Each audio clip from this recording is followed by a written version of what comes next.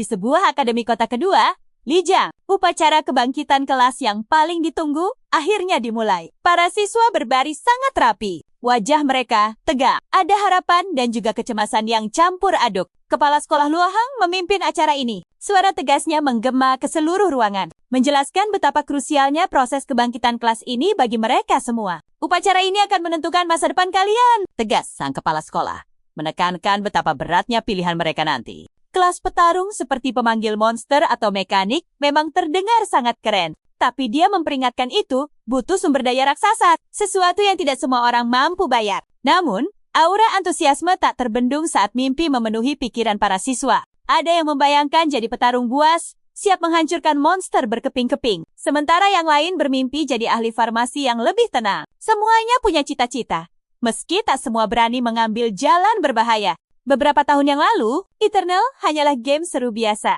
Tempat orang mencari pelarian dengan mengalahkan musuh virtual. Tapi, suatu hari, dunianya benar-benar berubah total. Permukaan bumi meluas ribuan kali lipat. Alam rahasia, monster, dan ras asing bermunculan. Batas antara game dan kenyataan pun hancur lebur, memaksa umat manusia beradaptasi. Di dunia baru ini, naik level dan mendapat kebangkitan kelas adalah kunci mutlak untuk bertahan hidup. Di antara para siswa itu, ada Zoe. Protagonis kita ini terlempar ke dunia tersebut sekitar 1 tahun yang lalu. Sayangnya, nasib baik belum berpihak padanya. Ibunya telah tiada tak lama setelah pergantian identitas itu. Dan yang lebih parah, adik perempuannya, Zoyun, tiba-tiba terserang penyakit misterius yang tidak bisa disembuhkan. Keputusasaan mendorong cowok ini untuk menjual rumahnya dan mengemis bantuan finansial kemana-mana. Dia bertahan hidup dengan bantuan pendeta tingkat rendah, murni demi menjaga adiknya tetap bernapas. Tapi sungguh, ini hanyalah solusi sementara. Tanpa adanya keajaiban baru, kondisi sang adik tercinta bakal terus memburuk setiap harinya. Dan Zoe sangat sadar, dia harus bertindak cepat. Bagi Zoe, pertaruhan dalam upacara ini jauh lebih besar daripada siapapun di sana. Kelas petarung bisa memberinya kekuatan dan sumber daya buat masuk ke alam rahasia, membasmi monster, dan meraup uang yang cukup demi menyewa pendeta tingkat tinggi untuk menyelamatkan nyawa Zoyun. Saat pidato kepala sekolah selesai, seorang penyihir level 24 memasuki aula untuk mengawasi proses kebangkitan. Penyihir itu langsung menyapa kerumunan yang super antusias. Upacara kebangkitan kelas akan segera dimulai. Saat nomor kalian dipanggil, masuklah ke dalam formasi sihir satu persatu. Tanpa membuang waktu, sang penyihir langsung mengaktifkan formasi sihirnya. Tongkatnya seketika bersinar, memancarkan kekuatan luar biasa. Lingkaran sihir ungu raksasa menyebar di atas lantai, berdenyut dengan energi yang sangat pekat. Aktivasi besar-besaran dari formasi itu memicu hembusan angin super kencang. Badai kecil itu berputar di seluruh ruangan, membuat para siswa kesulitan untuk sekadar berdiri tegak. Zoe juga ikut takjub melihatnya. Dia berpikir, memimpin upacara sebesar ini pasti dibayar ratusan ribu. Wow, menjadi seorang penyihir ternyata adalah profesi yang sangat menggiurkan. Saat angin kencang itu mulai mereda, wali kelas kelima dari Lanyang maju dan memanggil siswa pertama, Zeng Cheng, untuk masuk ke formasi. Semua siswa menahan napas. Mereka sadar betapa krusialnya momen ini bagi masa depan. Fokus Zoe tak tergoyahkan. Dia paham betul kalau kelangsungan hidupnya dan keselamatan adiknya bergantung penuh pada hasil kebangkitan kelas ini. Dunia ini menawarkan lebih dari 1000 kemungkinan kebangkitan kelas. Namun biasanya cuma 3 kategori utama yang muncul di upacara. Kelas petarung, kelas kehidupan, dan kelas pendukung. Kelas petarung jelas yang paling dihormati. Sementara itu, kelas kehidupan seperti ahli farmasi memiliki status sosial yang paling rendah. Berdasarkan statistik, hampir separuh peserta akan membangkitkan kelas petarung. Dan kelas pemikat seringkali dianggap sebagai pilihan terbaik karena potensinya yang nyaris tak terbatas. Tapi hey, meski peluangnya terlihat bagus, ketidakpastian itu selalu membayangi mereka semua. Beberapa siswa sukses mendapatkan kelas petarung yang keren abis, sementara yang lain terpaksa menelan pil pahit kekecewaan. Setiap kali seorang siswa memasuki formasi sihir, 3 kartu bercahaya terang akan muncul tepat di dalam lingkaran. Kartu-kartu ini menampilkan label unik seperti ahli farmasi, pemikat, atau pengurai, yang mencerminkan potensi kebangkitan masing-masing individu. Kartu-kartu itu berkilauan. Kadang bentuknya berubah-ubah, menyesuaikan dengan bakat dan kecocokan unik dari setiap siswa.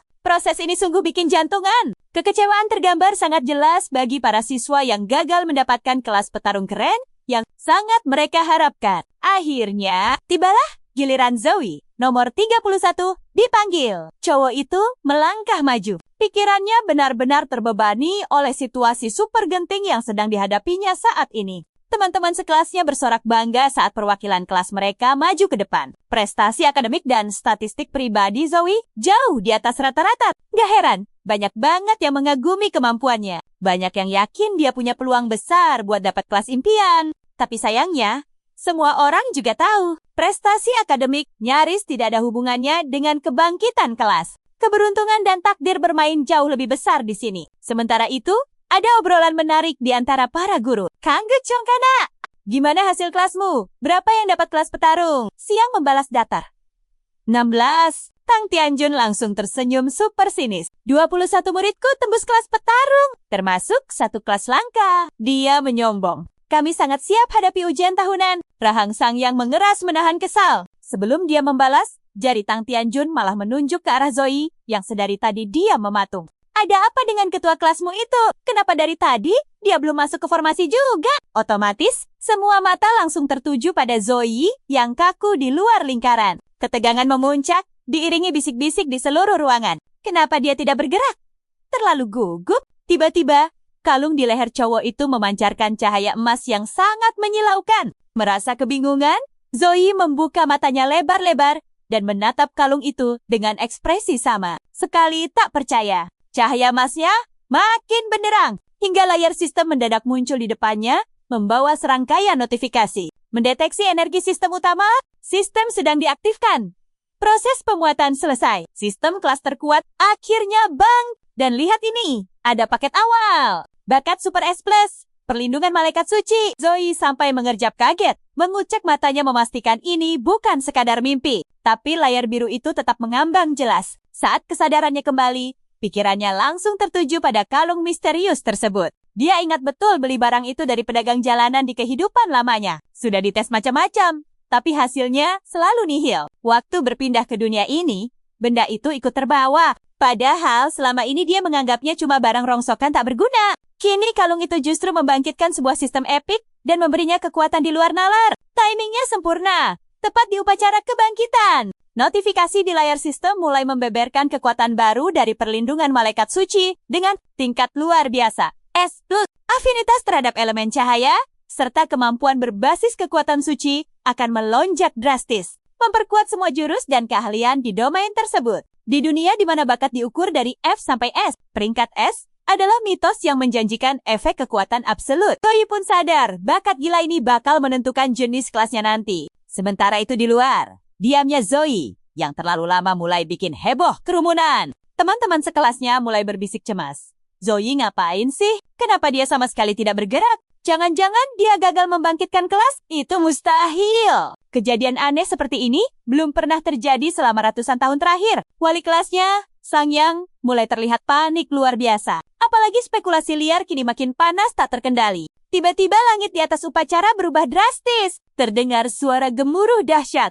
Dan seberkas cahaya emas merobek awan, meluncur lurus, menghantam tubuh Zoe. Fenomena maha dahsyat itu membungkam semua orang, mengisi seluruh atmosfer dengan aura energi dewa yang luar biasa pekat. Suara kepala sekolah memecah keheningan. Ini bukan kebangkitan kelas biasa. Ini adalah fenomena kebangkitan bakat yang legendaris. Sang penyihir di sebelahnya menatap takjub. Tidak, ini jauh lebih menakjubkan. Dari cahaya emas itu, sesosok entitas dewa mulai menampakkan diri. Seorang malaikat bercahaya terang. Wujudnya memancarkan pesona gemerlap yang sama sekali bukan berasal dari dunia ini. Matanya tertutup kain, sementara energi emas berdenyut kuat dari kehadirannya, mengisi udara dengan aura suci yang mendominasi. Malaikat itu turun perlahan dan berdiri di hadapan Zoe yang melongo. Para murid cuma bisa menonton dalam keheningan total. Tak ada satupun yang berani bicara. Sosok itu memancarkan aura keanggunan tingkat tinggi di luar nalar. Dia menatap Zoe, lalu melangkah mendekat. Suaranya lembut namun penuh ketegasan absolut,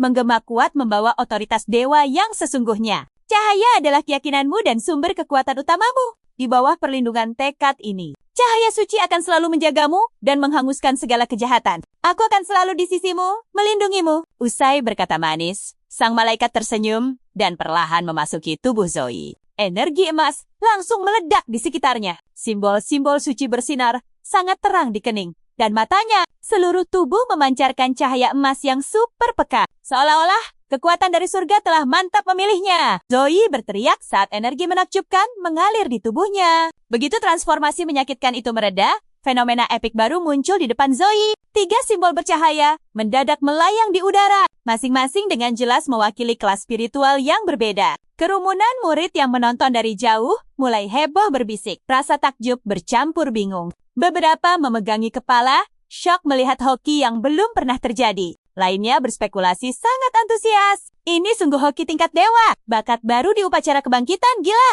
Sebenarnya apa sih perlindungan malaikat suci itu? Belum pernah dengar sama sekali. Kelas apa yang mungkin dia dapatkan? Obrolan makin memanas sampai seorang murid berbalik dan bertanya pada Liang Yang. Guru, 3 simbol itu artinya apa? Sebenarnya melambangkan apa? Liang Yang awalnya tampak ragu. Matanya terus terkunci lekat pada simbol bercahaya itu. Tapi karena muridnya terus mendesak, ekspresi sang guru berubah serius. Itu adalah kelas tersembunyi yang sangat langka. Di dalam lingkaran sihir, Zoe juga terkejut menatap ketiga simbol. Masing-masing menawarkan jalur berbeda, ada penyihir cahaya, hingga DPS petarung murni dengan serangan brutal, tapi pertahanan yang lemah. Bayangkan kelas pendeta suci. Sangat penting buat tim karena keahlian penyembuhannya. Tapi sayangnya, lemah banget saat bertarung sendirian dan terlalu bergantung pada orang lain. Beda cerita dengan Paladin. Kelas serba bisa ini luar biasa. Menggabungkan serangan kuat, pertahanan tangguh, dan peningkat kemampuan. Memang tidak menonjol di satu bidang, tapi kombinasi keahliannya bikin dia super fleksibel dan sangat mandiri. Menyadari ikatan barunya dengan kekuatan cahaya, Zoe langsung mengambil keputusan. Dia memilih Paladin, kelas seimbang yang sangat cocok dengan bakat uniknya. Begitu pilihan terkunci, kedua simbol lainnya langsung lenyap tak berbekas. Hanya menyisakan simbol Paladin. Tiba-tiba, sosok Satria Suci muncul di hadapan Zoe. Menggenggam palu raksasa, suaranya bergema penuh sumpah. Kerendahan hati, kejujuran, keberanian, rasa empati, dan tanggung jawab besar untuk terus melakukan tindakan mulia. Menegakkan keadilan, serta berkorban demi tujuan yang lebih besar. Itulah sumpah Paladin. Sosok itu terdiam sesaat, lalu, bam! Sayap emas mekar dari punggungnya. Saat energi suci itu melonjak drastis, sebuah pemberitahuan sistem akhirnya muncul. Selamat, kamu berhasil membangkitkan kelas Paladin. Keahlian tingkat 10 terbuka. Pedang penyembuh putih bersih dan berkah senjata aktif. 10 poin status gratis diterima. Begitu Zoe melangkah keluar dari lingkaran sihir, para siswa langsung mengerumuninya. Antusiasme mereka benar-benar meluap. Ketua kelas, kerja bagus. Mau gabung denganku buat ujian akhir? Aku seorang pemanggil. Kita pasti menang mutlak. Ayo, pilih aku.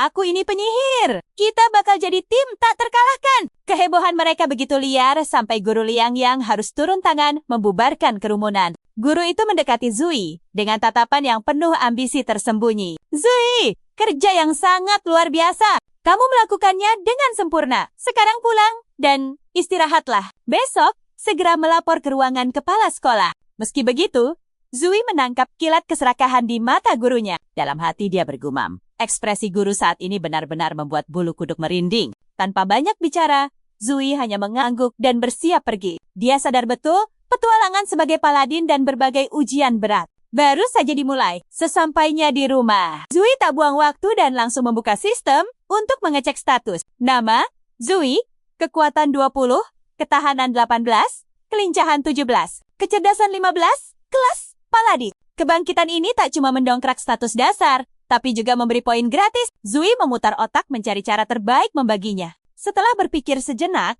dia memilih gaya seimbang. 6 poin langsung ditambahkan ke kekuatan demi meningkatkan daya tempur beringasnya. 2 poin ke ketahanan untuk fisik baja. Lalu sisa 2 poin dibagi rata ke kelincahan serta kecerdasan. Sempurna! Begitu poin dimasukkan, tubuh Zoe langsung memancarkan cahaya emas lembut. Energi panas mirip uap tiba-tiba mengepul dari permukaan kulitnya. Dia benar-benar takjub dengan sensasi itu. Rasanya seperti ada energi yang mendidih di dalam nadiku. Inilah efek gila dari poin status. Benar-benar luar biasa. Tiba-tiba, layar sistem muncul. Misi Paladin aktif. Hadiah, tantangan harian Paladin tingkat 1 telah siap. Pilihan pertama, dapat 10 poin tambahan. Kedua, dapat keahlian Paladin. Dan ketiga, dapatkan perlengkapan misterius secara acak. Di bagian bawah, ada tombol terima atau tinjau ulang. Mata Zui langsung berbinar cerah melihat deretan hadiah fantastis itu. Tanpa ragu sedikit pun, dia menekan terima. Detik itu juga, sistem merespons dengan mencarikan arena ujian acak yang pas dengan levelnya. Pencocokan berhasil. Kalahkan monster gulabi sekarang juga. Tolong jalani ujian ini dengan sangat serius. Gugur dalam ujian ini berarti lenyap selamanya di dunia nyata. Zui merasakan gelombang ketegangan saat sekelilingnya mulai mengabur cepat. Dia dipindahkan ke sebuah tambang tua. Melihat sekeliling, dia langsung mengenali tempat ini dari pelajaran akademi. Yap, tebakannya tepat. Monster gulabi biasanya bersarang di tambang. Mereka aslinya bukan pemakan daging, tapi bakal jadi super beringas kalau bertemu manusia. Pikirannya seketika terputus oleh suara gerakan super cepat. Seekor gulabi raksasa melesat kencang ke arah Zui dengan kecepatan tak masuk akal. Cakar tajamnya berkilat sangat berbahaya. Zui memutar tubuhnya tepat waktu untuk menghindari serangan pembuka yang mengerikan itu. Cakar monster itu menghantam tanah sampai menciptakan retakan besar di bebatuan. Zui melompat mundur sambil menganalisis kelemahan makhluk tersebut. Ini pertama kalinya aku menghadapi monster sungguhan. Mari kita buktikan, apa aku bisa menumbangkannya tanpa bergantung pada keahlian sihir. Monster gulabi itu mengaum penuh amarah yang meledak-ledak, lalu kembali melancarkan serangan brutal. Kali ini Zui menghadapinya langsung dan melepaskan tendangan telak ke kepalanya. Bak! Benturan itu membuat sang monster terpental keras ke tanah. Saat monster itu meronta bangun, Zui melangkah mundur, kaget dengan kekuatannya sendiri. Gila! Tubuhku terasa jauh lebih kuat dan luar biasa cepat. Peningkatan status ini benar-benar di luar nalar. Monster gulabi kembali mengaum bersiap menyerang. Tapi Zui yang penuh percaya diri, berdiri tegak menyambutnya. Pertarungan melawan gulabi semakin memanas. Terutama saat serangan bertubi-tubi dari Zui, ternyata belum cukup untuk langsung menjatuhkannya. Makhluk itu menjadi semakin frustrasi dan murka karena sama sekali tidak bisa melancarkan serangan yang telak ke arah targetnya. Zui dengan santai menghindari setiap serangannya, bahkan sempat mengejek. Lemot banget sih. Aku bisa membaca semua gerakanmu dari kejauhan. Tapi terlalu percaya diri ada harganya. Monster itu tiba-tiba mengayunkan ekornya dengan licik, menghantam Zui tanpa bisa diprediksi. Hantaman itu mengenai perutnya sampai terluka parah. Zui mengertakkan gigi, menahan perih, lalu segera mengaktifkan penyembuhan lambat untuk memulihkan tubuhnya. Sistem menyala. Pemulihan lambat level 1. Skill ini mengembalikan poin kesehatan untuk 2 rekan dalam radius tertentu selama 30 detik. Lukanya perlahan menutup. Saat itulah Zui sadar. Gawat, aku meremehkan monster ini. Latihan di akademi sama sekali tidak berguna di sini. Monster asli jauh lebih mengerikan. Monster level rendah sekalipun bisa sangat fatal. Akibatnya, kalau sampai lengah, waktunya mengakhiri pertarungan ini sekarang juga. Zui langsung mengaktifkan skill pertamanya, Pedang Putih Murni. Serangan berbentuk salib yang penuh dengan sihir cahaya menghantam monster itu. Bam! Gerakannya langsung membeku seketika. Pedang Putih Murni level 1. Alirkan seluruh kekuatan ke lengan untuk melepaskan serangan salib. Yang epik, musuh yang terkena langsung kaku oleh sihir cahaya. Monster itu mulai bergerak lagi, bersiap membalas. Tapi Zui sudah selangkah lebih maju dengan serangan harimau. Ini skill yang lumayan gila. Tangkap musuhnya, dorong sekuat tenaga ke depan, lalu banting keras-keras ke tanah. Combo serangan ini membuat monster itu sama sekali tidak bisa berkutik. Ting! Notifikasi sistem muncul. Ujian selesai. Silakan pilih hadiah luar biasa kalian. Pilihan pertama, dapatkan 10 poin status tambahan. Kedua, skill paladin baru. Atau ketiga, perlengkapan paladin acak. Zui berpikir keras. Poin status itu krusial untuk fondasi kekuatan kan? Sementara untuk skill baru sepertinya masih bisa ditunda dulu. Tapi jujur, senjata baru itu godaan terbesar. Dia butuh sesuatu yang solid untuk ujian selanjutnya. Dan barang dari sistem jelas jauh lebih bagus dari pasaran. Dia akhirnya memilih poin status acak beserta perlengkapannya. Hadiahnya, sebuah pedang satu tangan dasar yang benar-benar sempurna untuk seorang paladin. Sangat puas, Zui menyelesaikan ujian itu dan langsung berteleportasi kembali ke ruangannya. Kesadarannya baru saja kembali saat ponselnya tiba-tiba bergetar heboh. Ada pengingat penting yang menyuruhnya segera pergi ke rumah sakit. Di rumah sakit, Zoyun sedang asyik menonton berita di televisi. Siaran itu membahas kejadian luar biasa dari upacara kebangkitan. Hari ini, seorang murid berhasil memicu fenomena epik turunnya malaikat suci langsung di tengah acara kebangkitan kelas. Murid itu dikabarkan berhasil membangkitkan kelas tersembunyi Paladin. Sesuatu yang pertama kalinya terjadi selama 50 tahun di kota ini. Fokus Zoyun buyar saat seorang perawat masuk dan mematikan televisinya begitu saja. Perawat itu langsung menyodorkan tagihan medis dengan tatapan yang sangat dingin. Waktunya membayar biaya medis sebesar 10.000 yuan. Zoyun menyapanya dengan ramah. Tapi seketika, wajahnya berubah panik saat melihat deretan angka itu. Angka itu sama sekali tidak mungkin. Meskipun Kak Zui sudah bekerja 3 paruh waktu, pendapatannya saja tak sampai 5.000 sebulan. Pasti ada kesalahan kan? Tapi tatapan perawat itu tetap saja sinis. Suasana ruangan mendadak tegang saat perawat itu mulai menceramahinya tanpa ampun. Kamu sudah memakai banyak sekali obat-obatan yang sangat mahal bulan ini. Penekan, penstabil, bahkan obat khusus. Kondisimu sudah kambuh sampai 3 kali. Hal itu membuat perawat harus repot-repot mengurusmu di tengah malam buta yang dingin. Pasien dengan kondisimu sama sekali tidak pantas banyak protes. Kalau kamu merasa ada yang aneh dengan tagihannya, periksa saja sana sendiri. Ini rumah sakit. Zoyun mencoba menjelaskan dengan suara gemetar. Bukan begitu maksudku. Sepertinya suster salah paham, tapi perawat itu memotong tajam dan terus memarahinya. Jangan pernah sok kaya. Kalau kalian memang tidak mampu, orang miskin sebaiknya terima nasib saja.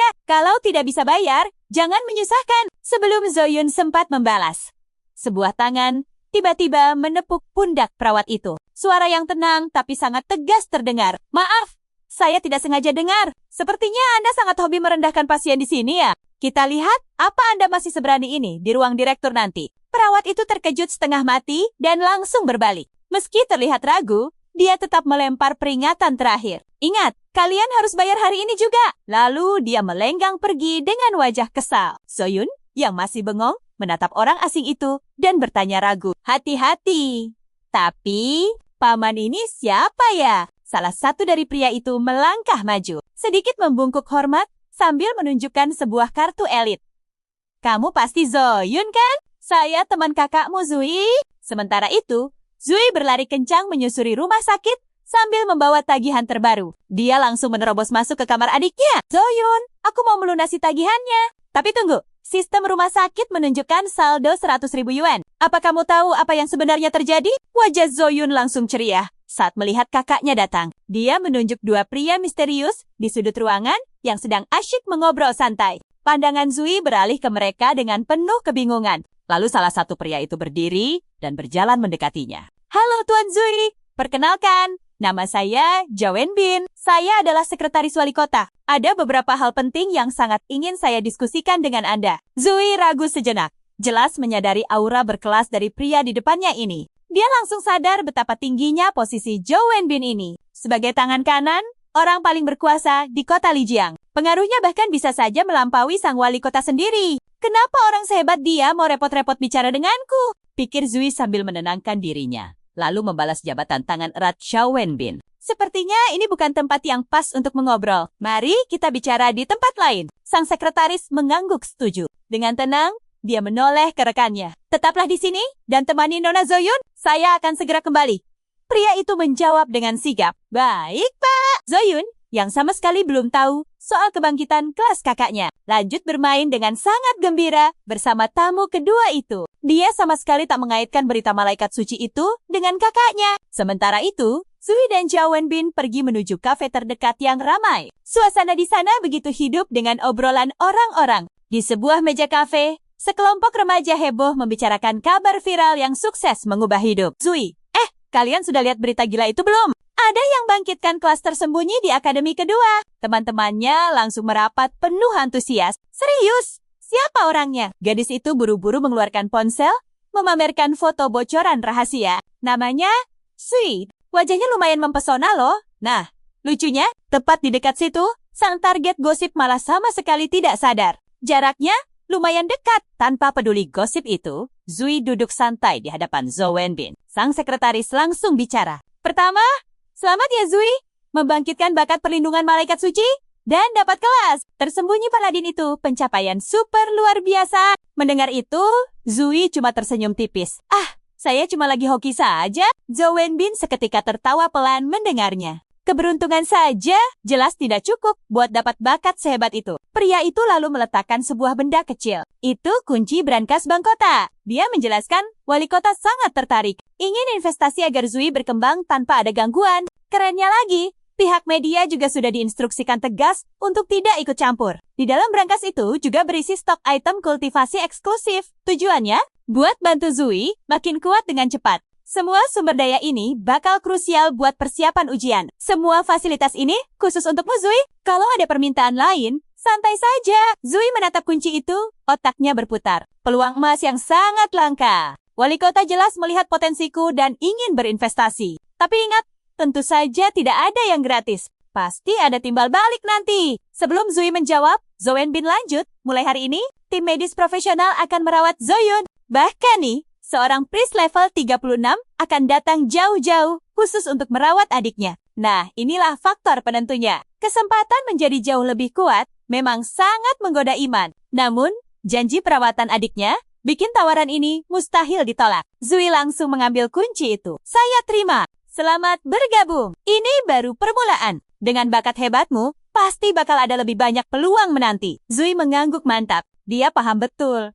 Ini bukan sekadar hadiah. Ini langkah pertama demi masa depan dan kesembuhan adiknya tercinta. Di rumah sakit, Zui membagikan kabar itu. Wajah Zoyun langsung berbinar ceria.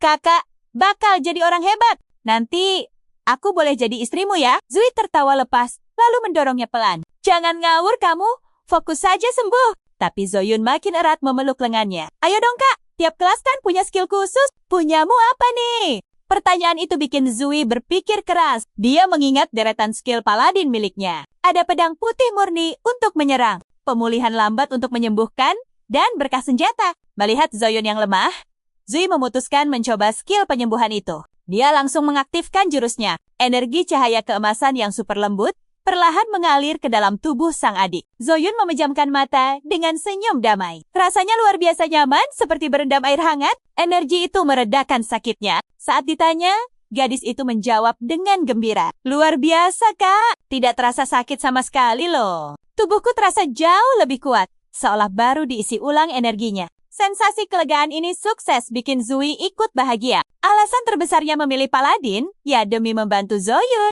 Meski belum sembuh total, setidaknya ini bisa mengurangi rasa sakitnya. Momen hangat ini bikin Zui makin yakin 100%. Jalur Paladin adalah pilihan paling tepat. Bukan cuma buatnya, tapi juga demi melindungi orang-orang yang paling dia sayangi. Keesokan harinya, Zui berjalan santai bareng kepala sekolah Luo di koridor. Kepala sekolah itu tampak sangat semeringah. Puluhan universitas terus menelepon saya, kemarin cuma buat merekrutmu. Asli, ponsel saya rasanya nyaris meledak. Bahkan, 4 dosen dari 10 besar universitas ikut menelepon. Berjuanglah demi mendapat sumber daya paling maksimal nanti. Mereka itu bukan orang biasa loh. Semuanya di tingkat 2 dengan level di atas 35.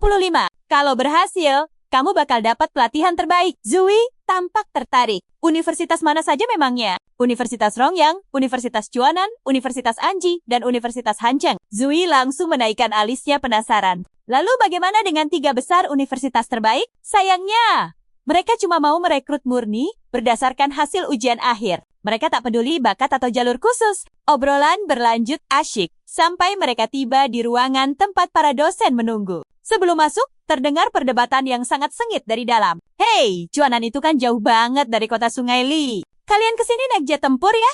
Jet tempur? Wah, salah besar. Enak saja. Saya selalu pakai susunan teleportasi jarak jauh, berintis sihir level 30. Demi jenius macam Zui. Jelas sepadan. Universitas Chuanan yang akan merekrutnya. Biar tawaran fantastis kami yang membuktikan.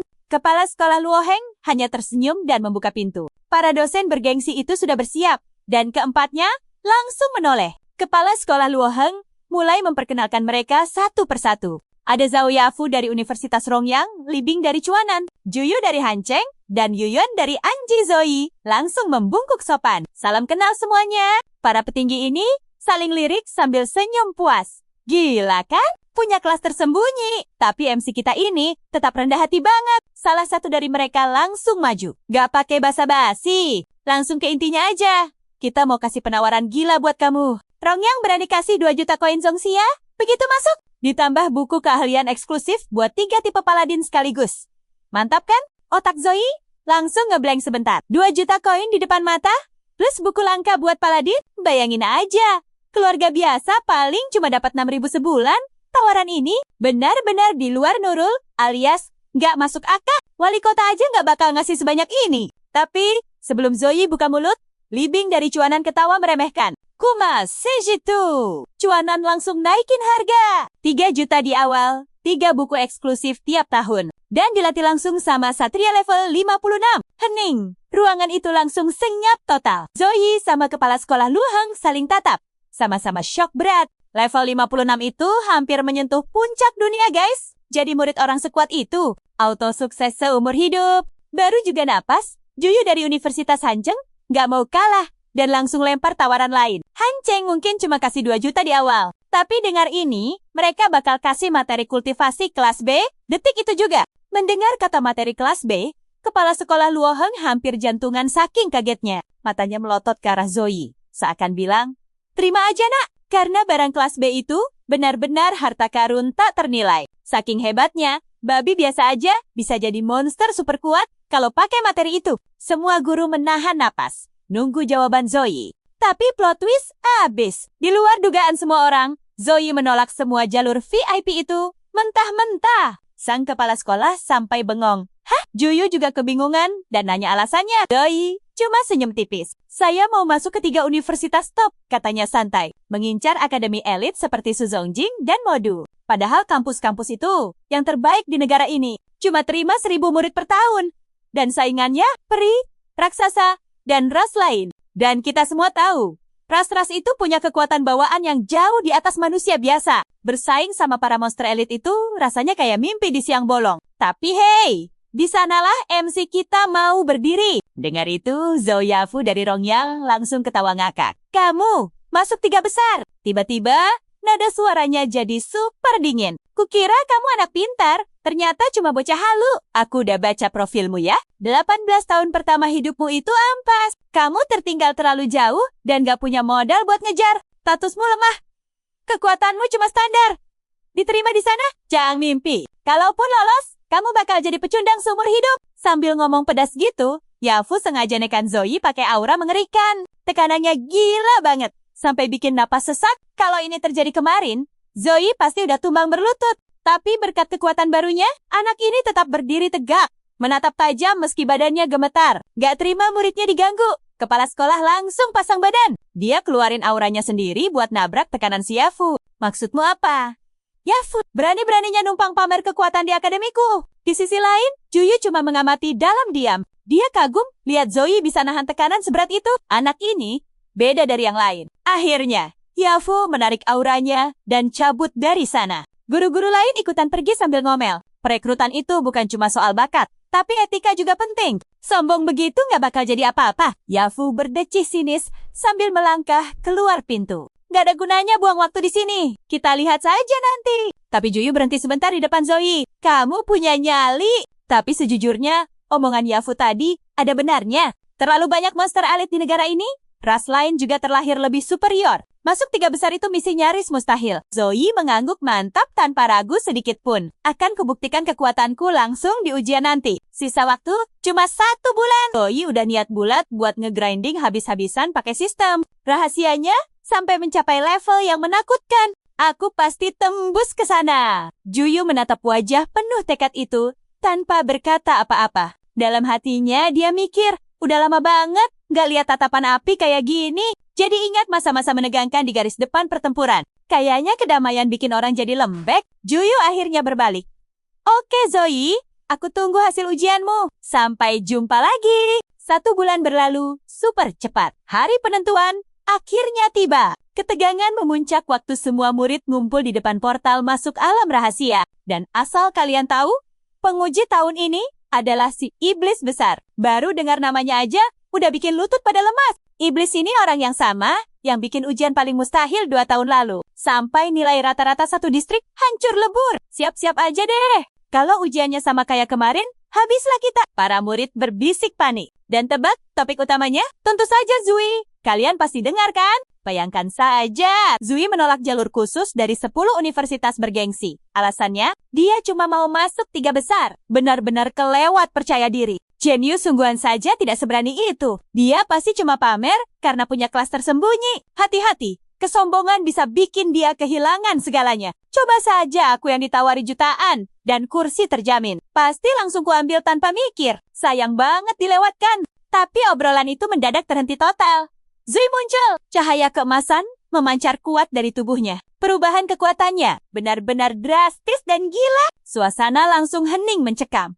Mataku tidak salah lihat kan? Zui terlihat berbeda. Auranya jauh lebih kuat sekarang. Tatapan tajam. Zui mengabaikan semua suara sumbang itu dan berjalan lurus menuju gerbang portal. Wajahnya super serius. Ujian ini bukan sekadar tes biasa. Ini batu loncatan menembus 3 universitas terbaik. Tiba-tiba, boom! Peta ujian rahasia muncul, menampilkan semua detail yang bikin merinding. Lokasi ujian tahun ini, hutan kegelapan. Terdengar sangat menantang bukan? Zona super berbahaya, sarang monster kucing dan minotaur buas. Siswa membaca deskripsinya dengan panik. Monster kucing itu sangat lincah dan suka menerkam tiba-tiba. Belum lagi, minotaur, makhluk raksasa berkulit badak yang super alot ditumbangkan. Dan mereka sangat suka mengincar para peserta. Mimpi buruk, apa bakal ada zona acak juga? Tanya seorang siswa. Suaranya bergetar menahan panik. Sang iblis besar benar-benar tidak mau kita lulus. Gumam yang lain dengan wajah putus asa. Apalagi, batas maksimal tim tahun ini jadi 5 orang. Padahal biasanya cuma 3. Artinya, peta ini jauh lebih ekstrem dari sebelumnya. Seorang guru pun maju mengambil alih perhatian. Dengarkan, keselamatan kalian adalah nomor 1. Kalau situasi di luar kendali, langsung gunakan gulungan teleportasi pulang. Gugur di dimensi rahasia, berarti selesai selamanya. Jangan lengah sedikit pun. Ingat, gagal ujian jauh lebih baik daripada kehilangan masa depan kalian. Para siswa mengangguk tegang. Takut, tapi tekad mereka juga membara. Hitung mundur dimulai. 30 detik tersisa. Waktu habis. Satu persatu cahaya teleportasi membawa mereka masuk ke dimensi rahasia. Ada yang melangkah mantap, ada juga yang gemetar ketakutan. Masa bodoh dengan ketakutan itu? Kini, semuanya harus berjuang membuktikan kemampuan masing-masing. Dalam hitungan menit, area gerbang langsung kosong melompong, menyisakan para guru dan penonton yang deg-degan menunggu hasil. Di luar, semua mata tertuju pada layar siaran langsung, menampilkan pergerakan peserta dengan sangat jelas, lengkap dengan nama, status awal, dan peran mereka. Dan ada yang langsung mencuri perhatian? Layar pertama, Sonang dari kelas 1, sang pejuang nekat yang memilih tingkat kesulitan tinggi secara solo. Layar kedua tak kalah seru, menampilkan aksi Emoching, sang pembunuh elit kelas 1 yang juga bermain solo tingkat tinggi. Lalu di layar ketiga, ada trio solid kelas 1, Longfei, Changsu, dan Sanjian, penyihir, penembak, dan ahli pedang. Mereka kompak memilih jalur kesulitan tinggi. Beralih ke layar 4. Kelompok hebat kelas 2, Zhang Wei, Wang Li, Zhu, Tianhong, dan Yang Erlang. Formasi lengkap, pemanah, penyihir api, ahli pedang, dan pembuat ramuan. Mereka juga ambil jalur tinggi. Tapi tunggu, layar kelima tiba-tiba menyita semua perhatian. Fokusnya ada pada Zui, sang paladin. Dan ini bikin semua orang jantungan. Zui memilih tingkat kesulitan mimpi buruk dan maju sendirian. Kepanikan meledak di kursi penonton. Lihat layar Zui. Data statistiknya muncul. Dikelilingi sepasang mata monster merah yang mengintai. Anak ini benar-benar gila. Mimpi buruk solo. Seru seseorang tidak percaya. Oke, main solo memang memberi poin pengalaman dan skor tertinggi. Tapi risikonya sangat fatal. Balas yang lain. Biasanya cuma kakak tingkat dari kelas elit yang berani bertaruh sejauh ini. Bahkan para elit itu menghindari level mimpi buruk. Di tengah keributan, kepala sekolah Luo Heng dan direktur pendidikan Shantao menonton dengan tegang. Sang direktur membelalak panik menatap layar. Itu si Zui kan? Paladin punya kemampuan pendukung luar biasa dan wajib masuk tim. Kenapa malah nekat solo di level mimpi buruk? Tingkat kegagalan fatalnya 40%. Kepala sekolah buru-buru menenangkannya. Tenanglah, Direktur Shantao. Zui bukan tipe gegabah. Dia pasti sudah merencanakan sesuatu. Namun, sang direktur malah mengernyit. Anda paham taruhannya? Dewan Kota sudah menggelontorkan sumber daya yang sangat luar biasa. Gila-gilaan untuknya sepanjang bulan ini. Kalau sampai terjadi hal buruk, reputasi Dewan Kota juga bakal hancur lebur. Sementara itu, di dalam dimensi rahasia, Zui berdiri tegak tepat di pusat arena mimpi buruk. Dikelilingi puluhan mata merah menyala di balik kegelapan. Aura permusuhan mengepungnya dari segala arah. Tapi dia santai luar biasa. Wush! Seekor monster kucing menerkam secepat kilat. Cakarnya berkilat tajam. Tapi Zui malah menyeringai tipis sambil mempererat genggaman senjatanya. Waktu yang sangat pas, tepat saat monster itu melayang di udara. Zui mengayunkan senjatanya dengan satu gerakan pamungkas. Menumbangkan lawannya dalam sekejap mata, Dan coba tebak, senjata yang dia pakai bukan pedang biasa, melainkan kapak perunggu bintang 2. Kapak bermata tunggal yang memancarkan energi mengerikan. Status senjata, kekuatan bertambah 7, kelincahan berkurang 2. Sambil mengusap noda kotoran di wajahnya, aura keemasan kembali meledak dari tubuh Zui. Matanya memancarkan tekad baja. Aku akan jadi yang terkuat demi menembus universitas terbaik. Dan ini baru permulaan saja. Zui sangat sadar, rintangan barusan barulah pemanasan kecil. Demi ambisinya, dia harus melangkah lebih jauh. Layar statusnya terbuka. Kekuatan 45, ketahanan 51, kelincahan 43, kecerdasan 52. Hanya dalam sebulan, level 10 tembus. Rata-rata awalnya 47, setara level 13. Di seluruh distrik Sukang, posisinya ada di puncak. Tapi hey, arena ini nggak kosong. Begitu monster pertama tumbang, yang lain langsung kicap. Mereka gemetar ketakutan. Zui cuma tersenyum santai. Kalau kalian nggak maju, biar aku yang serang. John Watts. Dia langsung melesat maju. Sebelum menyerang, buff senjata tingkat C level 4 langsung diaktifkan. Skill khusus paladin yang diperkuat bakat es plat. Cahaya suci terkumpul, bikin daya serang, dan akurasi senjatanya meroket tajam. Kekuatan kapaknya langsung naik gila-gilaan. Padahal, aslinya, cuma senjata perunggu di bawah bintang 3. Sekarang, setara perunggu bintang 5, cuk. Benar-benar keuntungan mutlak. Kapak dua tangan itu menyala terang saat Zui mengayunkannya. Dia menebas monster-monster itu seolah lagi potong sayur. Presisi, tangguh, dan mereka tumbang tanpa perlawanan. Artinya, dengan buff ini, kekuatannya nambah 21 poin. Keunggulan total. Para monster akhirnya nekat menyerang barengan dari segala arah. Tapi Zui tetap tenang banget. Dia langsung keluarin jurus pedang putih murni. Level 5, tingkat C. Loh, energi cahaya meledak kayak arus listrik di tangannya. Sekali ayunan super lebar, semua monster di sekitarnya langsung hancur dalam hitungan detik. Zui sadar banget. Daya hancur elemen cahaya dari jurus ini, ditambah buff perlindungan malaikat suci, itu combo maut buat monster kroco. Serangan instan kayak gini, pasti bikin lawan langsung kelar. Pertarungan makin panas. Zui pamerin kombinasi epik antara sabetan senjata dan seni bela diri. Tangan kosong. Transisi gerakannya mulus banget, sampai penonton melongo. Anak-anak murid di sana cuma bisa menatap layar dengan mata terbelalak. Timingnya itu loh. Sempurna banget. Jurus pedang putih murni keluar di detik yang pas. Lihat deh. Dia menyapu bersih monster-monster itu tanpa keringat sedikit pun. Pujian terus mengalir. Ini orang? Atau bukan sih? Kapak segede gitu diayunkan seakan seringan kapas. Padahal, aslinya berat banget. Apa semua poinnya dimasukin ke kekuatan fisik? Seorang guru di sebelah Li Xiang langsung mengoreksi. Bukan. Perhatikan baik-baik. Kecepatannya bahkan jauh melampaui batas normal. Luar biasa. Output sihirnya juga sangat tinggi. Artinya, poin kecerdasan awalnya pasti top tier. Perhatikan sudut serangan, ritme, dan akurasi tiap tebasannya. Dia ini murni jenius, bertarung. Ketegangan penonton memuncak. Semua mata nggak mau lepas dari layar. Guru kelas 5 nonton dengan perasaan campur aduk antara cemas dan kagum. Di sebelahnya, Tang Tianjun kelihatan jengkel. Kok bisa murid seganas ini ada di kelas 5?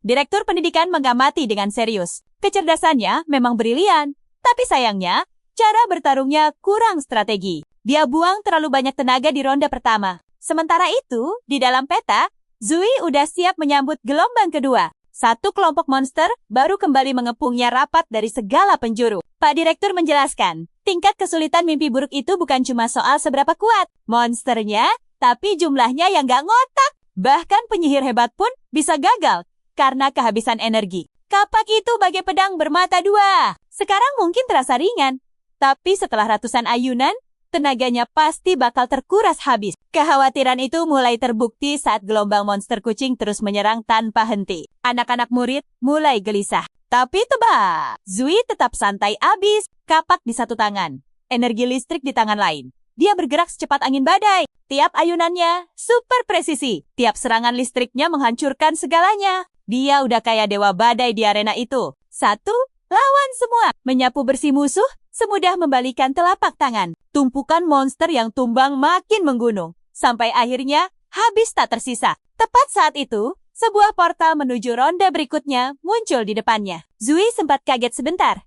Sebelum akhirnya paham maksud portal itu. Tanpa ragu sedikit pun, dia melangkah masuk. Di dalam alam rahasia itu, Zui resmi memasuki ronde kedua. Lautan monster tak berujung udah menunggunya. Dengan fokus tingkat dewa, Zui menerjang setiap rintangan yang ada. Penonton benar-benar tersihir. Nggak bisa berkedip. Di aplikasi Kekan Live, seorang host terkenal bernama Kakak lagi menyiarkan ujian ini secara langsung. Dengan super heboh, dia berteriak, pertarungan paling gila saat ini ada di tangan Paladin bersinar kita. Zui dengan bakat tingkat S sedang meratakan tingkat kesulitan mimpi buruk. Layar langsung menampilkan aksi beringas Zui. Antusiasme si kakak makin meledak-ledak. Dia memamerkan timer resminya. Bayangkan, Zui baru aja menyelesaikan gelombang pertama dalam 3 menit 17 detik. 29 detik lebih cepat dari rekor tahun lalu. Hype-nya parah banget. Sampai-sampai kameramennya ikut panik dan gemetaran. Disuruh tetap di belakang kamera, tapi si kakak malah makin heboh. Di lokasi ujian,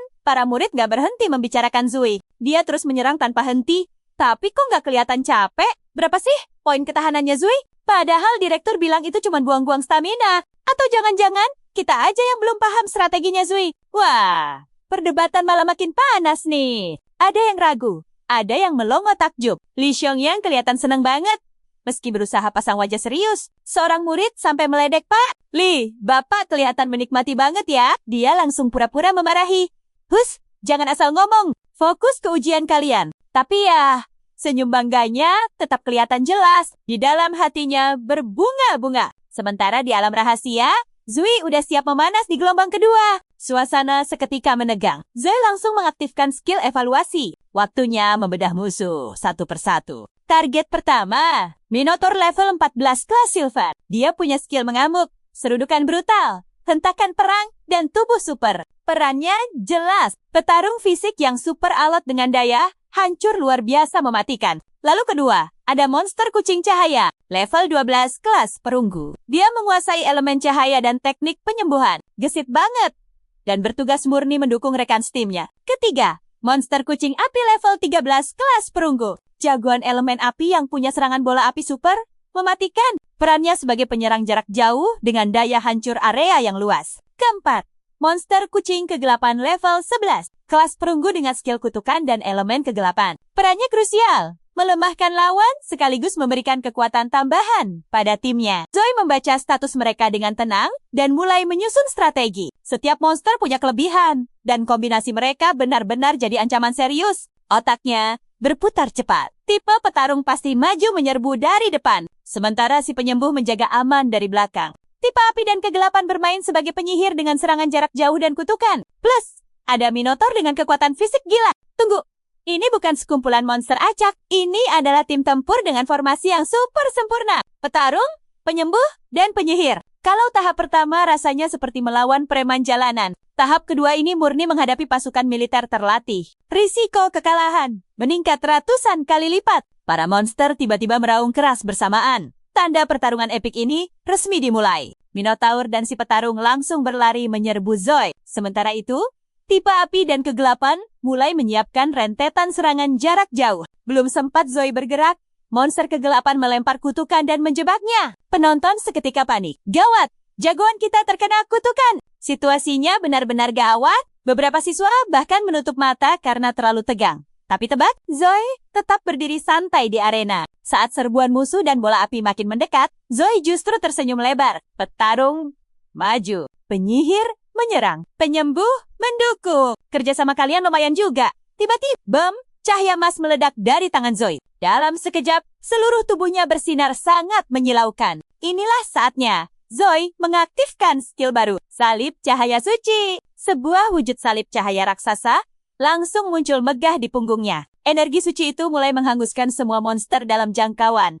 Para monster melolong kesakitan, dan gerakan mereka seketika menjadi sangat lambat. Cahayanya terlalu menyilaukan, sampai mengacaukan pandangan musuh. Dan lihat ini, monster-monster di dekatnya langsung bertumbangan satu persatu tanpa perlawanan. Kekuatan cahaya itu menyapu bersih mereka sampai musnah menjadi debu. Luar biasa. Itulah kedahsyatan skill salib cahaya suci. Skill level 4 kelas B mampu memanggil cahaya suci berbentuk salib raksasa dan memberikan kerusakan terus-menerus pada semua musuh di areanya. Begitu cahayanya mereda, arena mendadak hening, penuh keheningan. Hanya ada kepulan debu dan sisa-sisa monster yang berserakan di tanah. Sang direktur akademi sampai melotot kaget melihatnya. Skill area kelas B?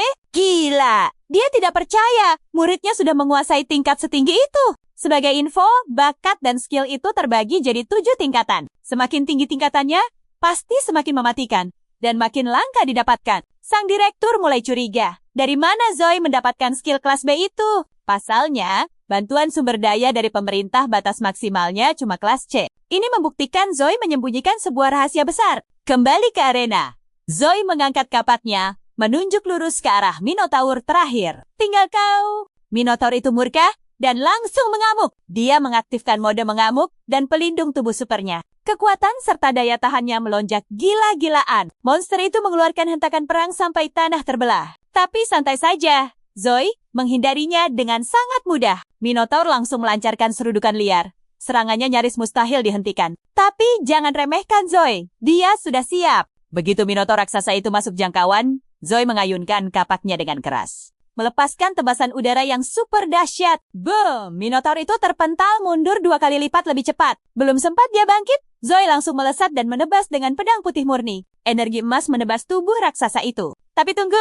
Serangannya cuma menggores sedikit kulit tebalnya yang sudah diperkuat oleh mode mengamuk. Otak Zoe langsung bekerja cepat menganalisis situasi. Kulit super tebal itu ternyata benar-benar mampu menahan daya hancur serangannya. Dia butuh serangan yang lebih gila, mengumpulkan seluruh kekuatannya. Zoe mengayunkan kapaknya telak ke arah titik lemah Minotaur yang terbuka. Serangannya brutal banget, sampai-sampai efek pelindung tubuh supernya jebol total. Minotaur itu langsung ambruk ke tanah dengan kondisi yang sangat mengenaskan. Zoe melangkah pelan dan berdiri tepat di atas monster itu. Oh, rupanya masih sadar. Raksasa itu gemetar ketakutan dan berkeringat dingin, seolah memohon ampunan. Tapi maaf saja, Zoe sama sekali tidak punya niat mengampuninya. Dia menginjak kepala Minotaur itu dan menghabisinya tanpa ragu. Monster tersebut mengeluarkan raungan terakhirnya sebelum akhirnya tumbang dan kalah telak. Begitu Minotaur tumbang, sebuah portal misterius mendadak muncul. Ini dia pertandanya.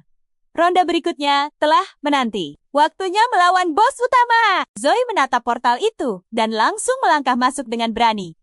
Di luar arena, penonton benar-benar heboh tak terkendali. Kalian lihat itu. Dia menghajar Minotaur setinggi 4 meter cuma dengan satu serangan telak. Padahal itu monster mode mengamuk yang jauh lebih sulit ditumbangkan. Kekuatan Zoe benar-benar di luar nalar. Para siswi sampai berteriak histeris, "Kami padamu, senior!" Pembawa acara siaran langsung pun ikut-ikutan heboh. Gila, Zoe baru saja menyelesaikan tahap kedua hanya dalam waktu 59 detik. Di ruang observasi, direktur pendidikan yang tadinya ragu, kini tersenyum puas. Luar biasa! Penggunaan keahlian dan momentumnya benar-benar sempurna. Kendali kekuatannya nyaris tanpa celah. Susah dipercaya pemuda ini baru bangkit 1 bulan yang lalu. Sang direktur lalu menoleh ke arah kepala sekolah Luo Heng. Selamat, akademi Anda mencetak murid yang benar-benar luar biasa. Kepala sekolah Luo Heng pun tersenyum bangga mendengar pujian itu. Akhirnya, akademi kedua akan bangkit. Sejak awal berdiri, peringkat terbaik mereka cuma di urutan ke-721. Tapi sekarang, reputasi mereka bakal meroket. Sang kepala sekolah sudah membayangkan masa depan yang cerah. Tapi tunggu, tiba-tiba seorang murid bertanya, kenapa senior itu tidak istirahat dulu sebelum masuk ke ruang bos? Direktur dan kepala sekolah langsung menatap layar.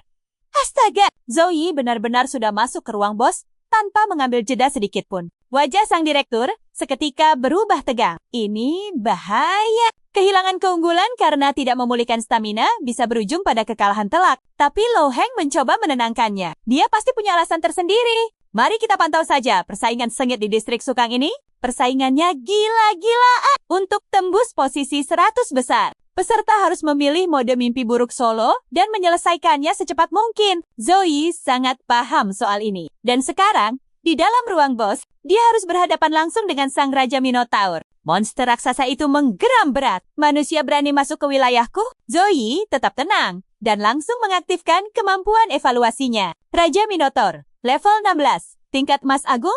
Karena perbedaan level yang terlalu jauh, status detail lainnya tidak bisa terlihat sama sekali. Raja Minotaur langsung menerjang dengan kecepatan gila. Masuk ke sini, bersiaplah untuk hancur. Serangannya mengguncang tanah dan meratakan arena dalam sekejap. Zoe tidak tinggal diam. Berkah fajar, anugerah keberanian, anugerah dewa, anugerah perlindungan. Dia langsung mengaktifkan semua kemampuan peningkatannya. Kekuatan, pertahanan, stamina semuanya melonjak tajam. Aura emas menyelimuti tubuhnya. membuatnya terlihat seperti sosok suci yang tak tersentuh. Sang Raja Minotaur makin murka melihatnya. Mata monster itu merah menyala. Zoe pun mendorong batas kemampuannya, mengerahkan seluruh tenaga di setiap serangan. Tapi gila, Raja Minotaur itu nyaris tidak terluka sedikit pun. Monster itu menangkis setiap tebasan dengan santai. Kulit tebalnya benar-benar kebal.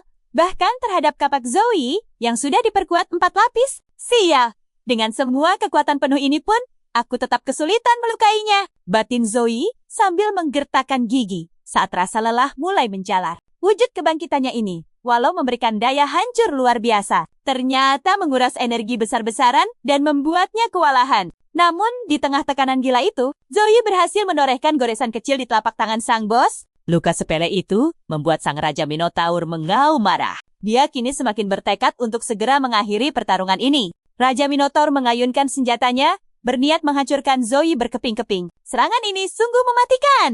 Tekanannya membelah tanah dan menerbangkan awan debu pekat ke udara. Tapi dengan sigap, Zoe melompat menghindar. Dia nyaris saja terkena hantaman maut itu. Tapi tiba-tiba bam! Monster raksasa itu melesat dengan kecepatan penuh, membuat Zoe lengah. Telak! Serangan berikutnya menghantam perut Zoe, menghempaskannya ke belakang dengan kekuatan yang benar-benar tidak masuk akal. Tubuhnya menabrak 4 hingga 5 pilar beton sebelum akhirnya menghantam dinding dengan keras, membuat seluruh arena berguncang hebat. Zoe merintih sambil merangkak keluar dari reruntuhan. Syukurlah aku sempat mengaktifkan zirah tandaku, batinnya sambil menganalisis situasi. Tanpa pelindung itu, tulang-tulangnya pasti sudah remuk. Meski begitu, Zoe sama sekali tidak panik. Ini semua masih bagian dari rencananya. Dia tidak akan membiarkan Raja Minotaur mendaratkan serangan mematikan tanpa ada tujuan balasan. Waktunya membalas dendam. Dia mengaktifkan jurus andalan berikutnya. Tombak kemenangan, level 3, Lautan Agung. Di atas arena pertarungan, tombak-tombak cahaya suci mulai terbentuk dan memadat. Semuanya memancarkan energi yang sangat menyilaukan. Dan saat Raja Minotaur itu mendongak, Zoe langsung melepaskan serangannya tanpa ampun. Jurus itu memanggil hujan senjata cahaya suci yang menghujam musuh dari langit. Serangan brutal ini memberikan daya hancur ke setiap target. Tapi bos itu bereaksi cepat. Dia menangkis setiap tombak dengan senjata raksasanya. Monster ini sadar betul akan bahayanya. Kena satu saja, pertahanannya bakal jebol dan membuatnya rentan. Zoe menatap tajam, melihat tak ada satupun tombaknya yang mengenai sasaran.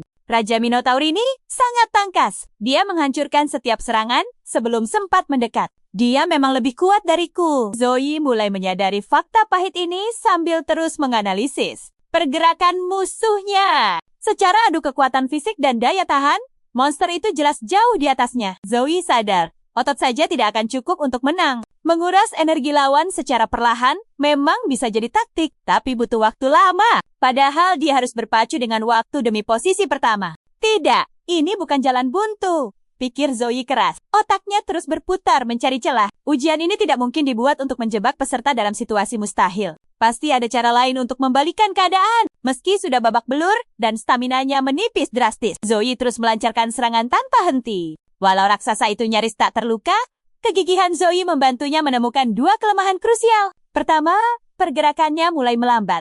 Kedua, pertahanannya bakal melemah drastis jika terus-menerus dihajar dengan serangan beruntun dari berbagai arah sekaligus. Zoe memfokuskan pandangannya.